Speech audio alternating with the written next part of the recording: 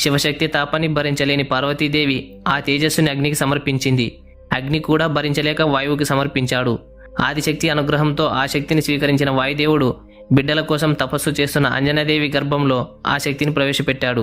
గొప్ప పరాక్రమవంతుడైన కేసరి, అందాల రాశి అంజనాదేవిలకు వాయుదేవుని అనుగ్రహంతో పరిపూర్ణ రుద్రాంశతో జన్మించిన వాడే వీరాంజనేయుడు. పుట్టిన 10 రోజుల్లోనే ఉదయిస్తున్న సూర్యుని చూసి ఎర్రని పండు అన్న భ్రమలో దానిని మింగడానికి వెళ్తాడు. అప్పుడు ఇంద్రుడు తన వజ్రాయుధంతో ఆంజనేయుడి దవడల మీద కొట్టడంతో హనుమ అనే పేరు స్థిరపడింది.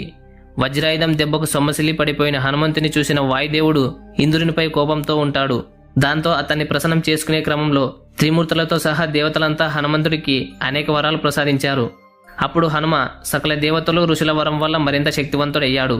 హనుమంతుడు తన బాల్యంలో ఋషులు పూజలు చేసుకునే ఆశ్రమానికి భంగం కలిగించేవాడు.